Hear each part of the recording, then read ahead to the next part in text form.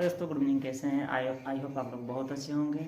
अगर जो मेरे चैनल पे अगर जो नए बच्चे हैं उनको भी मैं स्वागत करता हूं, और जो मेरे चैनल पुराने बच्चे हैं उनको भी स्वागत करता हूं। आज हम लोग एक नया टॉपिक है और उस नया टॉपिक के बारे में डिस्कस करेंगे। जो पहले लेक्चर में जो अगर बच्चा कोई नहीं पढ़ा होगा तो उस लेक्चर को देख ले, तभी ये लेक्चर समझ में आएगा, अन्यथा उसको समझने में थोड़ी कठिनाई हो सकती है।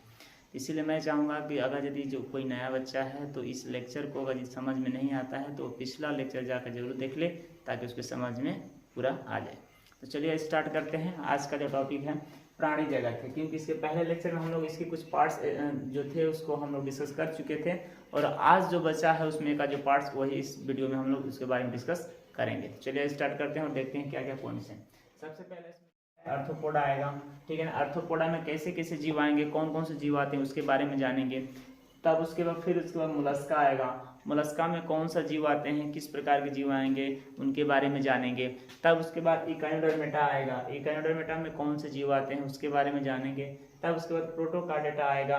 प्रोटोकार्डेटा में कौन कौन से जीव आते हैं उसके बारे में जानेंगे। एक चीज़ और बता देते हैं दोस्तों, यहाँ पर वर्टिब्रेटा हमने साइड में इसलिए लिखा है क्योंकि वर्टिब्रेटा के कम से कम 6 प्रकार होते हैं, तो उसको हम लोग एक अलग से एक वीडियो बनाएंगे, उसके बारे में अलग से हम समझेंगे, ताकि उसमें किसी प्रकार का दिक्कत ना हो जाए। इसीलिए हमने उसको साइड में रखा क्योंकि उसको हम बाद में फिर एक लेक्चर बनाएंगे, जिसका इस वीडियो का अगला पार्ट्स होगा, उसमें इसके बारे में हम लोग समझेंगे। तो बस इस वीडियो में हम इसके बारे में जानते हैं।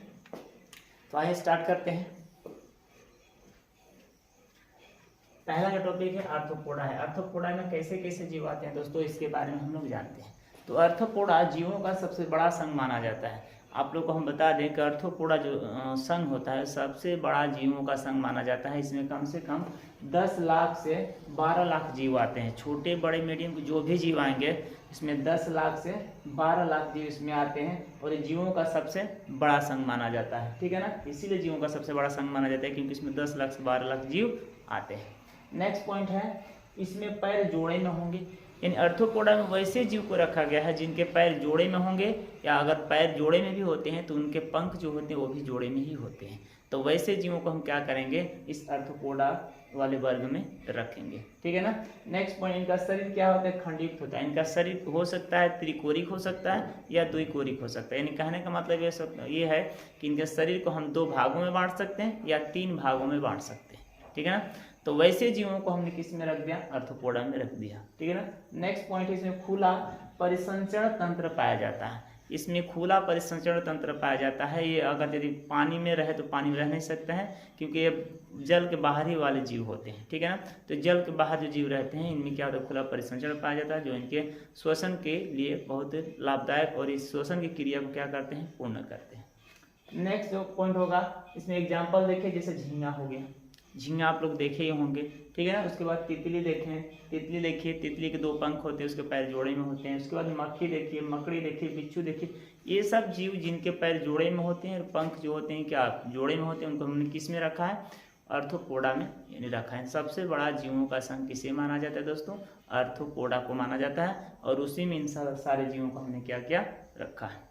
अगर यदि इस तरह समझ में नहीं आता है तो आपको इस स्क्रीन पर आपको दिखाई दे रहा है, इनके सारे इमेज दिखाई दे रहे हैं। उस स्क्रीन को आप देखिए, स्क्रीन पे इन सब का इमेज हमने लगा दिया है। आप उस स्क्रीन पे जाकर भी देख सकते हैं, या वहाँ से भी आप देख सकते हैं। आपको पूरा साफ दिखाई देता होगा कौन सा बिच्छू है, कौन सा तितली है, कौन सा मक्खी, इन सब का एक इमेज हमने आपको दिखा रहा है। तो इस इमेज में भी देखिए और यहाँ पर देखिए, तब आपको समझ में आ जाएगा। आइए नेक्स्ट पॉइंट की तरफ चलते हैं।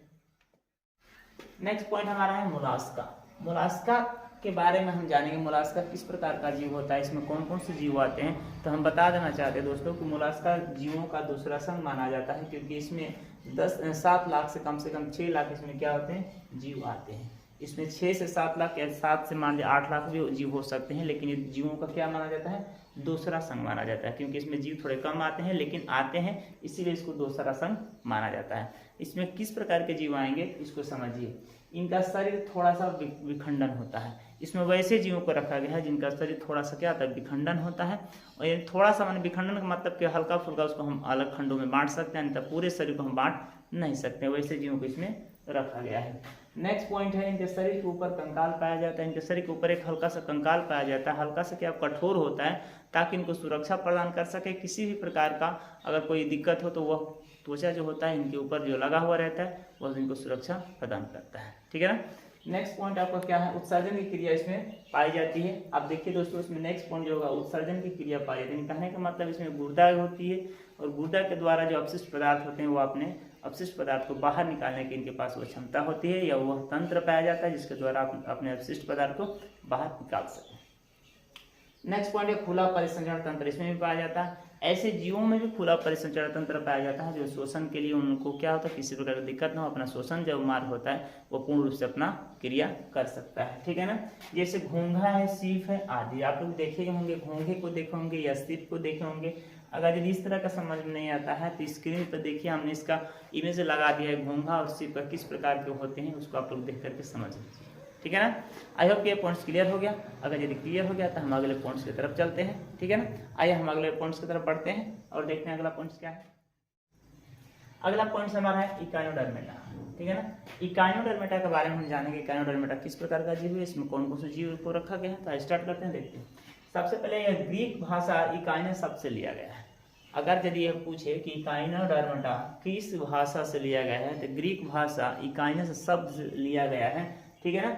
जिस इसका डर्मा का अर्थ क्या होता है, डर्मा का अर्थ होता है त्वचा, डर्मा का अर्थ क्या होता है त्वचा। ठीक है ना। इस वर्ग के जीवों के त्वचा पर कांटे होते हैं। इस वर्ग में वैसे जीव को रखा गया है जैसे इनके वर्ग जो त्वचा होता है उनके शरीर पर आपको कांटे कांटे संरचनाएं दिखाई देंगी। ठीक है ना। वैसे ही जीव को इस वर्ग में रखा गया है। हम बताएंगे वो एग्जाम्पल में कौन कौन से जीव आएंगे, आप बस पॉइंट्स को पहले ध्यान दीजिए।